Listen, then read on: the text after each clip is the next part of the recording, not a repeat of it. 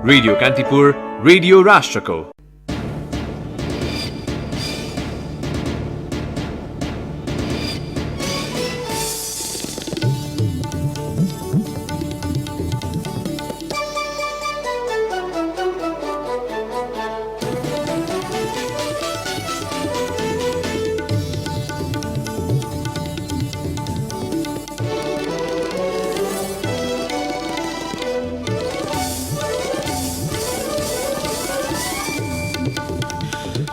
Corona संक्रमणसँग सम्बन्धित परीक्षण र उपचार सेवा सबै नागरिकका हकमा निशुल्क गर्न नसकिने सरकारी अडान कायमै, खुला मञ्चमा खाना नबाड्न महानगरको उर्दी। कोरोना संक्रमितको उपचारमा सरकार पन्छिएसँगै मृत्युदर समेत उच्च, संक्रमणले जटिल अवस्थामा पुगेका बिरामीको उपचारमा प्रयोग हुने औषधि रेमडेसिभिरको आयातमा सिन्डिकेट। प्रमुख प्रतिपक्षी कांग्रेसमा नेताहरू समझदारी खोज्न भन्दा पनि आफ्नो गुट बलियो बनाउनेतर्फ केन्द्रित। वरिष्ठ नेता पौडेल पक्षको विरोध चुनावी फण्डा मात्रै भएको संस्थापनको आरोप। अमेरिकामा 59औं राष्ट्रपतिका लागि आज निर्वाचन हुँदै रिपब्लिकन पार्टीबाट वर्तमान राष्ट्रपति ट्रम्प र डेमोक्रेट नेता बाइडेन बीच प्रतिस्पर्धा। र Delhi Capitals Indian Premier League cricket आइपिएलको क्वालिफायरमा हारका बावजुद बेंगलोरको पनि प्लेअफमा स्थान पक्का। नमस्कार, कान्तिपुर डायरीका साथ म साथी प्रकाश र म अनिल। समाचार अब विस्तारमा। सरकारले कोरोना संक्रमणसँग सम्बन्धित परीक्षण र उपचार सेवा सबै नागरिकका हकमा निशुल्क गर्न नसकिने अडान दोहोर्याएको छ। निश्चित समूहका नागरिकको मात्र निशुल्क परीक्षण र उपचार गर्न सकिने भन्दै सरकारले सबैका हकमा सुविधा क्षमताका दृष्टिकोणले सम्भव नहुने दावी गरेको छ। सर्वोच्च अदालतले कोरोनाको आशंकामा गरिने परीक्षण र संक्रमितको उपचार निशुल्क गर्न सरकारका नाममा आदेश जारी गरेको थियो। लगतै सरकारले निश्चित वर्गका नागरिकको मात्र निशुल्क परीक्षण र उपचार हुने निर्णय गरेको थियो। चौतर्फी विरोध भएपछि त्यो निर्णय सच्याइएको दावी गरे पनि सरकारले हिजो 1 महिना अघिको त्यही फैसला उल्ट्याउनु पर्ने माग राखी सर्वोच्च अदालतमै निवेदन दिएको छ। स्वास्थ्य सचिवका नामबाट दर्ता गरिएको निवेदनमा भनिएको छ, निशुल्क परीक्षण र उपचार व्यवस्था गर्नु भन्ने आदेश बदर गर्न सादर अनुरोध गर्दछु। मन्त्री परिषदले गत असोज 19 मा आर्थिक रूपमा विपन्न, अशक्त, असहाय नागरिक र एकल महिला, अपाङ्गता भएका ज्येष्ठ नागरिक, स्वास्थ्य कर्मी, सरसफाई कर्मचारी, सुरक्षाकर्मी लगायत जोखिममा काम गर्ने कर्मचारीको लक्षण देखिए निशुल्क उपचार गर्ने निर्णय गरेको थियो। त्यही बेला कोरोना बिमा गरेको भए परीक्षण र उपचार खर्च बिमाबाट कटाउने भनी निर्णय समेत भएको थियो। त्यो निर्णय कार्तिक 2 मा सार्वजनिक भए लगतै चौतर्फी सरकारको आलोचना भयो। त्यसपछि स्वास्थ्य मन्त्रालयले शुल्क तिर्न नसक्ने सो घोषणा गरे निशुल्क उपचार हुने भन्दै निर्णय सच्याएको दावी गरेको थियो। मन्त्रालयले सर्वोच्चमा पठाएको निवेदनमा समेत प्रशासनिक कठिनाइलाई सरलीकरण गरेर सो समूहमा पर्ने वा नपर्ने विषय स्वयंले घोषणा गरे हुने भनिएको छ। तोकेको शुल्क लिएर निजी क्षेत्रबाट पनि कोरोना परीक्षण गर्न पाउने सरकारी निर्णय बदर नभएको अवस्थामा सबैलाई निशुल्क परीक्षण गर्नु भनी सर्वोच्चले आदेश दिन नसक्ने मन्त्रालयको तर्क छ। अभियन्ता बद्री प्रसाद ढुङ्गाना स्वयंसेवकका साथ हरेक दिन दिउँसो 2 बजे खुला मञ्च पुग्छन्। त्यहाँ भेला भएका झण्डै 200 जनालाई निशुल्क खाना वितरण गर्छन्। खाना खाने समूहमा कोरोना महामारीका कारण काम नपाएका र काम पाएर पनि खाना धौधौ भएका मजदुरको बाहुल्य हुन्छ। अशक्त र असहाय पनि छन्। तर हिजो ढुङ्गानाको समूहले खाना वितरण गरिरहँदा अवरोध झेल्नु पर्यो। महानगर प्रहरीका सहीको नेतृत्वमा गएका 10 प्रहरीले खाना नबाड्न उर्दी जारी गरेको उहाँले बताउनुभयो। उहाँले भन्नुभयो, मेयर साहबको निर्देशन भन्दै हामीलाई खाना बाँड्न बन्द गर्न निर्देशन दिइयो। केही दिन अघि पनि अवरोध गरिएको थियो, तर हामी रोक्दैनौं। ढुङ्गानाले नेतृत्व गरिरहेको निशुल्क खाना वितरण अभियानमा Lions Club of Kathmandu, New Green City, Manavi Creative Association र सेभ एसोसिएसन नेपालले सहकार्य गरेका छन्। उनीहरूले खुला मञ्चमा खाना खुवाउन थालेको सोमबार 37 दिन पुगेको छ। प्लेटमा दाल, भात, तरकारी र अचार खुवाउने गर्छन्। खाना खुवाउने ठाउँमा फोहोर नगरेको उनीहरूको दाबी छ। काठमाडौँ महानगरपालिकाका प्रवक्ता ईश्वरमान डङ्गोलले नागरिककै आग्रहमा निशुल्क खाना वितरण रोक्ने निर्णय गरिएको बताउनुभयो। लकडाउन खुलेपछि खुला मञ्च लगायतका ठाउँमा मान्छेको आवत जावत बढेको, सवारी साधन चल्न थालेको र बाहिर त्यत्तिकै खुवाउँदा शोभनीय नदेखिएकाले त्यस्ता ठाउँमा खाना वितरण रोक्न आवश्यक भएको डङ्गोलको जिकिर छ।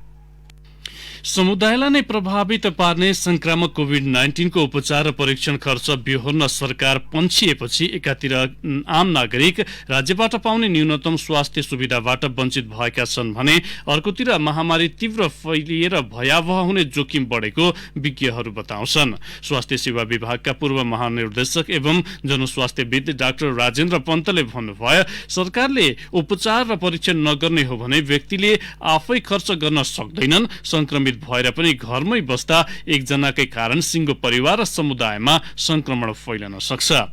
स्वास्थ्य तथा जनसंख्या मन्त्रालयले कार्तिक 2 मा निश्चित समूहलाई प्रमाणका आधारमा निशुल्क उपचार गर्ने घोषणा गरेको थियो, जुन निर्णयपछि संक्रमितहरू थलिए पनि उपचार गर्न अस्पताल जान छाड्नाले होम आइसोलेसनमा मृत्यु हुनेको दर पछिल्लो समय बढ्न थालेको छ।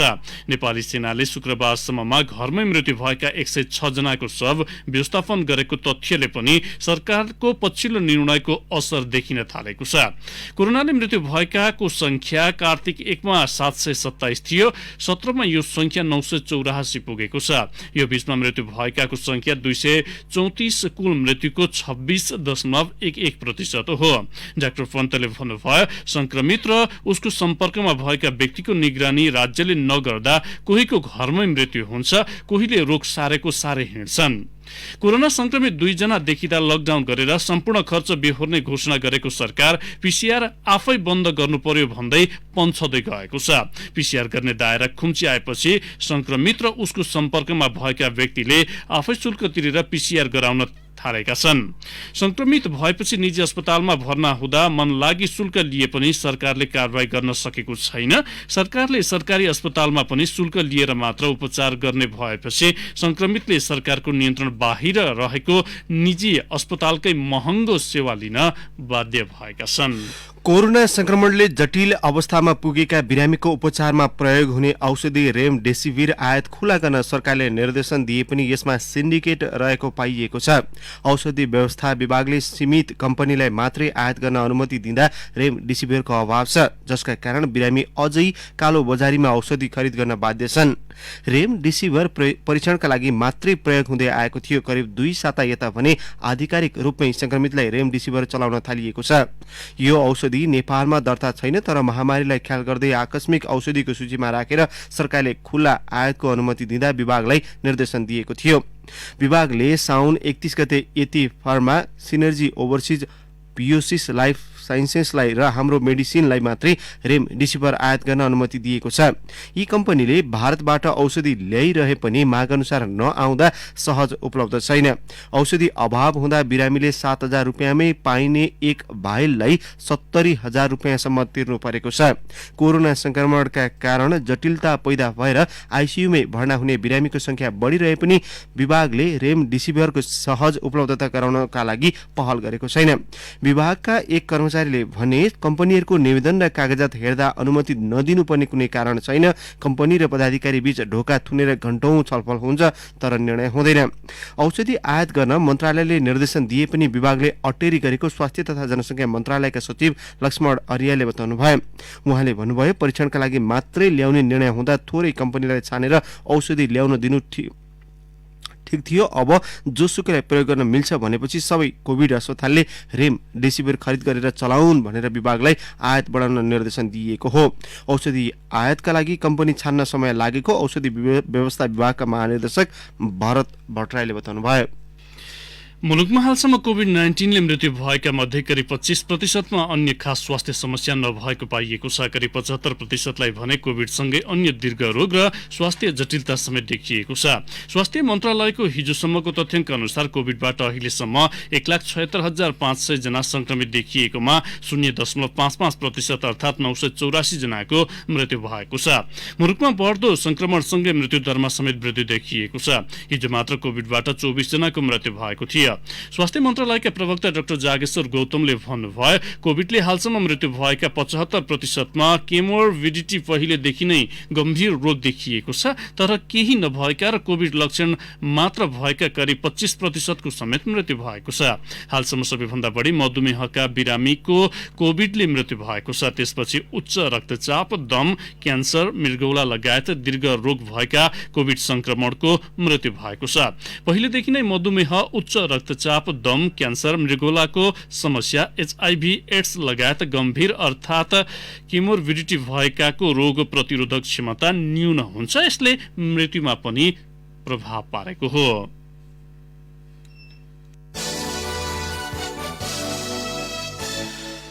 पार्टीको भावी नेतृत्वको विषयलाई लिएर कंग्रेसभित्र लामो समयदेखि जारी शक्ति संघर्ष तत्काल साम्य नहुने भएको छ। महाधिवेशन केन्द्रित कलह मिलाउन हिजो बसेको शीर्ष तहको अनौपचारिक बैठक समझदारी उन्मुख बन्न सकेन। आफ्नो गुटको हित र स्वार्थको गढ जोड बलियो बनाउनकै लागि पार्टी संस्थापन र इतर पक्ष दुवैले पछि हट्ने संकेत देखाएका छैनन्। सभापति शेरबहादुर देउवा र उहाँ पक्षीय अधिकांश नेताले वरिष्ठ नेता रामचन्द्र पौडेल पक्षले उठाएका विवादका विषय वास्तविक भन्दा पनि चुनावी फण्डा मात्रै भएको टिप्पणी गरेका छन्। पौडेल पक्षले उठाएका मुद्दा र आशंकालाई मेटाउन थप व्याख्या गर्ने बाहेक सम्बोधन गर्न आवश्यक नरहेको संस्थापन पक्षको भित्री निचोड छ। देउवाले विधि पद्धति र प्रक्रिया मिचेर महाधिवेशनलाई प्रभावित पार्न लागेको आरोप पौडेल पक्षले लगाउँदै आएको छ। पार्टी केन्द्रीय विभागको गठन, तिनमा भएका मनोनयन, क्रियाशील सदस्यताको वितरण, भ्रातृ तथा शुभेच्छुक संस्था र विदेश स्थित जनसम्पर्क समितिसँग सम्बन्धित निर्णयहरू विधान विपरीत रहेको भन्दै पौडेल पक्षले पदाधिकारी र केन्द्रीय सदस्य समेत गरी 27 जनाको हस्ताक्षर गरेर पार्टी केन्द्रीय कार्यालयमा असोज 11 गते ज्ञापन पत्र दर्ता गरेको थियो। संस्थापन पक्षीय एक पदाधिकारीले भने भागवण्डा मिल्दा नचाहिने, नमिल्दा मात्रै विधानका कुरा उठाउने दोहोरो मापदण्ड कसरी लागू हुन्छ। पौडेल पक्षले अहिले उठाएका विवादका विषयहरू चुनावी स्टन्ड हुन्, त्यसै रूपमा अघि बढ्न खोज्नु भएको छ। सम्बोधन गर्नुपर्ने विवाद खासै छैन। हिजो सुरु भएको अनौपचारिक बैठकमा उपसभापति विमलेन्द्र निधिले करिब 1.5 घण्टासम्म पौडेल पक्षले दर्ता गराएको ज्ञापन पत्रको बुदागत व्याख्या गर्नुभएको थियो। उहाँले विधान पद्धति र प्रक्रिया मिचेर कुनै पनि निर्णय नभएको दावी गर्नुभयो। देउवा आगामी महाधिवेशनमा पनि सभापतिको उम्मेद्वार बन्ने तयारीमा हुनुहुन्छ। आफ्नो उम्मेद्वारलाई आड पुग्ने गरी देउवाले अन्य राजनीतिक दलबाट प्रवेश गरेका नेतालाई विश्वासमा लिन केन्द्रीय जिम्मेवारीमा ल्याउने र तल्लो तहमा उनीहरूको समर्थक जति सबैलाई क्रियाशील सदस्यता दिने रणनीति बनाएको आरोप पौडेल पक्षले लगाएको छ। कान्तिपुर डायरीमा अब ब्रेकको पालो। कान्तिपुर डायरीमा अब कान्तिपुर सविस्तारको पालो। कान्तिपुर सविस्तार। भारतीय स्थल सेना अध्यक्ष मनोज मुकुन्द नरवणेको नेपाल भ्रमणको सम्पूर्ण तयारी पूरा भएको नेपाली सेनाले जनाएको छ। नेपाली सेनाका प्रधान सेनापति पूर्णचन्द्र थापाको औपचारिक निमन्त्रणामा नरवणे 4 सदस्यीय भ्रमण दलका साथ भोलि काठमाडौँ आइपुग्नुहुनेछ।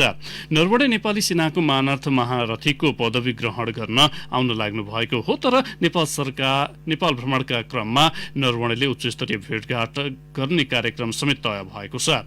लिपुलेक, लिम्पियाधुरा र कालापानीको सीमा विवादले दुई देश बीचको सम्बन्धमा चिसोपन आएकै समय भारतीय सेना अध्यक्षको नेपाल भ्रमणलाई निकै महत्त्वको साथ हेरिएको छ। के नरवणेको नेपाल भ्रमणले द्विपक्षीय सम्बन्ध सुधारमा योगदान गर्छ त? अतिथिको सत्कार गर्ने नेपाली चलन नै हो। सबै मनोमालिन्यलाई थाँती राखेर पनि अतिथि देवो भव भन्न नेपाली मनले छाड्दैन, चाहे पाहुनाको आगमन कुबेला नै किन नहोस्। परम्परा पुरानै भए पनि भारतीय सेना अध्यक्ष नरवणेको नेपाल भ्रमण शुभ साइदमा भएको छैन। विगतमा भारतको राष्ट्रिय राइफल बटालियनको कमान्डर रहिसकेका नरवणेको नेपाल भ्रमणको छुक बिग्रुनुमा उनी स्वयं नै कारक हुन्। नेपालले कसैको इसारामा सीमाको मुद्दा उठाएको भनेर अभिव्यक्ति दिएपछि नरवणेले कूटनीतिक मर्यादा त्यागेको मात्रै चर्चा भएन, उनको अभिष्ट बारे पनि नेपालमा टीका टिप्पणी भयो। नरवणेको विवादास्पद अभिव्यक्तिकै कारण पनि उनको भ्रमणमा केही ढिलाइ भएको हो। दुई देशको बीचमा राम्रोसँग संवाद नभइरहेको समयमा नरवणेको भ्रमणले संवादको द्वारलाई खुला गर्ने विश्लेषण पनि भइरहेको छ राजनीतिक र कूटनीतिक वृत्तमा। तर पूर्व रक्षा मन्त्री एवं सत्तारूढ नेकपाका नेता भीम रावलको तर्क भने फरक छ। भारतीय सेना प्रमुख नरवणेको भ्रमण संविधान र नेपाली जनताको स्वाधीनता र स्वाभिमान विरुद्ध भएको टिप्पणी गर्छन् उनी। हामीले आफ्नो भूभाग समेटेर नक्सा प्रकाशित गर्दा अर्को कुनै देशको उक्साहटमा गरेको भनेर अभिव्यक्ति दिने भारतीय सेनाका प्रमुखलाई यहाँ आमन्त्रण गरेर मानार्थ महारथीको उपाधि दिए र त्यो नेपालको लागि कुनै सम्मानजनक नभएर अपमान फेरि दिन महाराज मोहन शमशेरले थोपरेको कुप्रथा हो। नेपालको परराष्ट्र नीतिमा सैन्य कूटनीतिको योगदान जङ्गबहादुर राणाको पालादेखि नै हो। नरवणेको यो भ्रमणले द्विपक्षीय सैन्य सम्बन्धलाई अझ सुदृढ गर्नका लागि भूमिका खेल्छ नै। सुरक्षा र कूटनीतिक विज्ञ गेजा शर्मा वागले नरवनेको नेपाल भ्रमणलाई नियमित र पारस्परिक भन्छन्। 2 साता अघि र प्रमुख सामन्त कुमार गोयल भारतीय प्रधानमन्त्री नरेन्द्र मोदीको विशेष दूतका रूपमा आएर प्रधानमन्त्री केपी शर्मा ओलीलाई भेटेको भनिएको छ। र प्रमुखको भ्रमणका क्रममा भारतलाई ओलीको सन्देश के थियो त्यसको सुइको भारतीय सेना प्रमुखबाट पाउने भएकाले पनि यो भ्रमण अर्थपूर्ण हुने ठान्छन् वागले। तर सीमा विवाद भने कूटनीतिक र राजनीतिक रूपमै समाधान हुनुपर्ने उनी सुझाउँछन्। सीमा विवाद भएपछि खास गरी नेपालले नक्सा प्रकाशन गरेपछि आपत्तिजनक टिप्पणी गरेका थिए भारतीय सेनाका सेना प्रमुखले। अहिले उनै सेना प्रमुख चाहिँ नेपालको भ्रमण आएको कारणले गर्दा नेपाली पक्षले चाहिँ यसलाई अलिक बढी महत्त्व दिएको छ। तर पनि मेरो विचार सीमा विवाद जस्तो अत्यन्त जटिल र महत्त्वपूर्ण मुद्दा नेपालले सेनापतिसँग संवाद गरेर अथवा रका प्रमुखसँग संवाद गरेर समस्याको सामना हुने होइन। सेना प्रमुखसँग त सैन्य मामिलामा मात्र वार्ता हुन्छ, त्यसैले पनि नरवनेलाई पठाएर भारतले कूटनीतिक रूपमा राम्रै संकेत दिएको छ। उच्च स्तरीय कूटनीतिक भ्रमण नगराएर भारतले सेना अध्यक्षलाई पठाउनुको पनि अर्थ छ। तर कूटनीतिक मामिलाका जानकार उद्धव प्याकुरेलको बुझाइमा गुप्तचर र सैन्य संवादले दुई देश बीचको समस्या समाधानमा निर्णायक भूमिका नखेल्ने बताउँछन्। छिमेकीका यस्ता अङ्गहरू नेपालमा विभिन्न उसमा चाहिँ डिल गरेका हुन्छन्। त्यो अङ्गले नेपालको पनि काउन्टर पार्टसँग मात्रै डिल गर्दै हुन्थ्यो भन्ने तपाईँ हाम्रो चाहना हो। तर त्यसको बदलमा चाहिँ हाम्रो चाहिँ प्रधानमन्त्रीकै बेडमा प्रधानमन्त्रीकै कुर्सीमा चाहिँ पुगेर सबभन्दा पहिला डिल गर्ने कुरालाई चाहिँ हामीले अन्यथा लिया हो। तर त्यसलाई अर्को तरिकाले डिल गर्न सकिन्छ, प्रोभाइडेड नेपालको नेतृत्वले चाहना पर्यो। दुई देशका सेना बीचमा सम्बन्ध लामो समयदेखि सौहार्दपूर्ण र भाइचाराको छ। सेना बीचको सम्बन्धमा नेपाल कहिले पनि चुकेको छैन र त भारतीय सेनाले नेपाली सेनालाई धेरै विश्वास गर्छ। भारतीय सेना प्रमुख नरवनेले विवादास्पद अभिव्यक्ति दिएसँगै नेपाली सेनाले पनि जवाब फर्काउनु पर्ने माग जनस्तरमा उठ्दा पनि प्रधान सेनापति पूर्णचन्द्र थापाले सुझबुझपूर्ण टिप्पणी गरे र समस्यालाई थप जटिलतातर्फ धकेल्नबाट जोगाएको चर्चा सुरक्षा वृत्तमा चलेको छ। त्यसैले होला नेपाली सेनाले पनि नरवनेको नेपाल भ्रमणलाई परम्पराको निरन्तरता भनेको छ। सैनिक प्रवक्ता सन्तोष बल्लभ पौडेल एकअर्काको सेनापतिलाई एकअर्काको देशको महारथी दर्जाबाट सम्मानित गर्ने जुन परम्परा छ त्यसकै निरन्तरताको एक कडीको रूपमा हामीले लिएका छौँ भने यसको साथसाथै यस्तो भ्रमणबाट दुई देशका सेनाबीचको सम्बन्धमा थप सुदृढीकरण हुने हामीले विश्वास लिएका छौँ। पत्रकार प्रतीक प्रधान नरवनेको भ्रमणलाई सम्बन्ध सुधारको अस्त्र भएको तर्क गर्छन्। सीमा विवादले चिसिएको सम्बन्ध यस्तै पारस्परिक भ्रमणबाट सुध्रिने आशा उनको छ। नेपालले जारी गरेको नक्साको विषयमा उनले कमेन्ट गरिसकेपछि र त्यो कमेन्ट अघि सुधारिसकेपछि आउनु भनेको चाहिँ एक हिसाबले नेपालको कूटनीतिक विजय पनि हो। तर त्यो कूटनीतिक विजय हो भनेर चाहिँ हामी चुप लागेर बस्नु त भएन। हामीले चाहिँ त्यो नक्सामा आफ्नो चाहिँ स्ट्यान्ड राख्नु पर्यो। त्यो नक्सा अनुसार चाहिँ हामीले चाहिँ हाम्रो जमिन फिर्ता पनि पाउनु पर्यो। सेना प्रमुख दुई देशको सीमा विवाद बारे कुरा गर्ने आधिकारिक व्यक्ति पनि होइनन्। तर नरवनेको भ्रमणले नेपाल सरकार र यहाँका राजनीतिक दलको धारणालाई भारतको उच्च राजनीतिक तहमा पुर्याउन सेतु बन्न सक्छ। यसले एउटा राजनीतिक माहौल र दुई देश बीच विश्वासको वातावरण मात्रै बनाउन सक्छ। सीमा अतिक्रमणको मुद्दा उठेपछि रोटी बेटीको सम्बन्ध भएको मुलुक बीच जुन स्तरको तिक्तता आएको छ यसको निरूपण पनि उच्च स्तरीय संयन्त्रबाट भए मात्रै त्यो दिगो हुन सक्छ। किनभने रोटी पकाउन तापके तात्नु पर्छ, बिट मात्रै ताते त हात पोल्ने डर हुन्छ। रेडियो कान्तिपुरका लागि प्रिन्स गौतम। कान्तिपुर सविस्ता।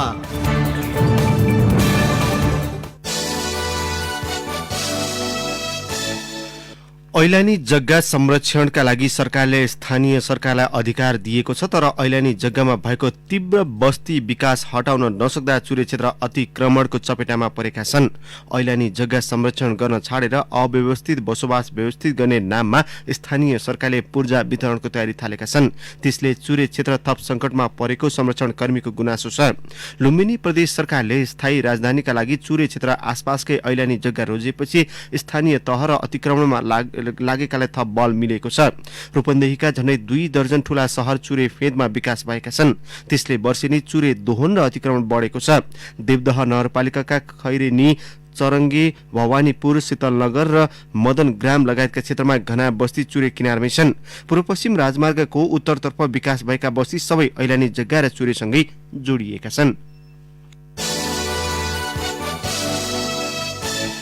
कोभिड-19 महामारीले गर्दा शैक्षिक सत्र 2077 गुम्ने स्थितिमा पुगेको छ। शिशु कक्षादेखि कक्षा 12 सम्मको पठन पाठन अझसम्म भौतिक उपस्थितिमा सञ्चालन हुन सकेको छैन।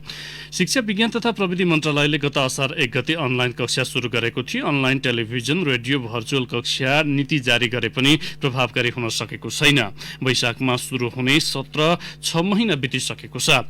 मन्त्रालयले चालु वर्षको सत्र र 2078को सत्र समेत गाभेर अघि बढ्ने आन्तरिक तयारी गरेको छ। यसका निम्ति विद्यालय सञ्चालन कार्य ढाँचाको मस्यौदा तयार गरिएको मन्त्रालयले जनाएको छ।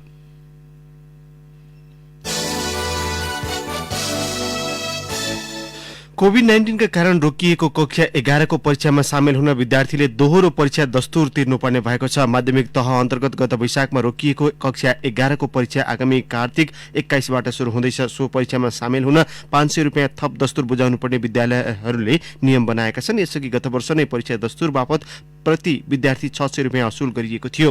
कोभिड-19 का कारण विद्यालयमा गएर अध्ययन गर्न नपाएका विद्यार्थीलाई दोहोरो दस्तुर लिनु गैर कानूनी भएको र तत्काल निर्णय फिर्ता लिन विद्यार्थी अगुवाले माग गरेका छन्। यस्तै कोरोना महामारीका कारण भर्चुअल माध्यमबाट पठन पाठन गराउँदै आएको काठमाडौँ विश्वविद्यालय केयुमा शुल्क विवाद देखिएको छ। विद्यालयहरूले कक्षा कोठामै पठन पाठन सञ्चालन गरे सरह अनलाइन कक्षाको शुल्क बुझाउन ताकेता गरेपछि विद्यार्थीहरूले असन्तुष्टि जनाएका छन्।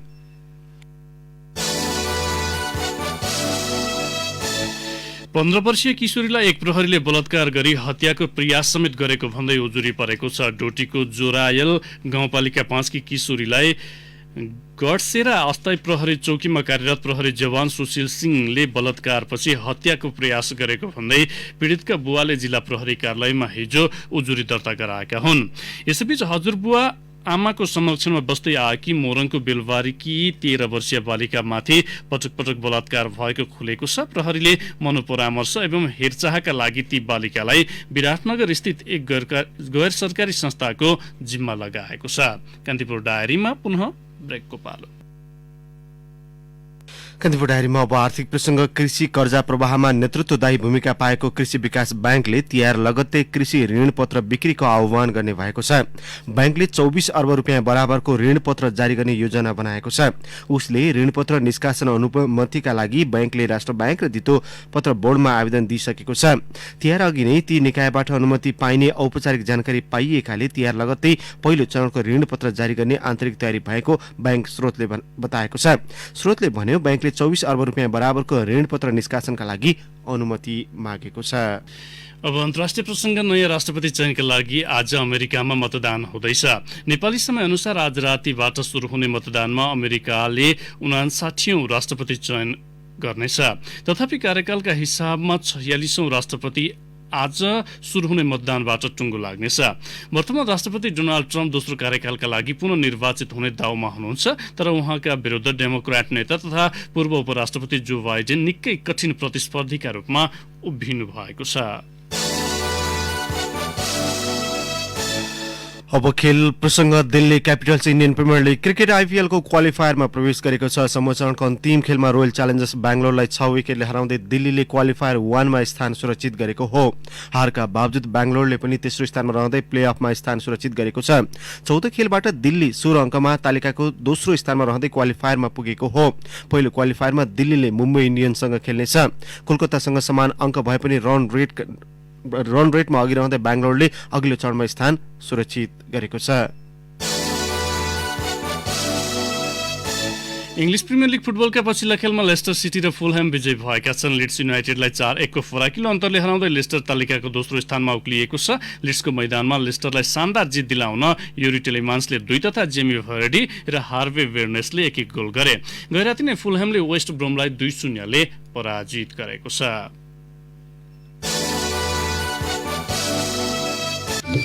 अब मौसम सम्बन्धी जानकारी। काठमाडौँ उपत्यका सहित उच्च पहाडी भूभागमा मौसम बदली रहे पनि बाँकी स्थानमा सफा रहने जल तथा मौसम पूर्वानुमान महाशाखाले जनाएको छ। केही बेरअघि 16 डिग्री सेल्सियस मापन गरिएको काठमाडौँ उपत्यकाको अधिकतम तापक्रम आज 26 डिग्रीसम्म पुग्न सक्नेछ। सूर्योदय बिहान 6:16 भयो भने सूर्यास्त भरे साँझ 5:18 हुनेछ। हवस् त नै प्रसङ्गसहित कान्तिपुर डायरीको यो बुलेटिन अहिलेलाई यहीँ सकिन्छ। अहिले केही बेरमा प्रसारण हुने हाम्रो नियमित कार्यक्रम द हेडलाइनर्समा आज हामी सरकारले जनजीविकाका सवाललाई व्यवस्था गरिरहँदा त्यसको सम्बोधनमा दबाव दिनुपर्ने प्रतिपक्षी दलको भूमिकाका बारेमा नेपाली कांग्रेसका सांसद भीमसेन दास प्रधानसँग कुराकानी गर्दैछौँ। सुन्न नभुल्नुहोला।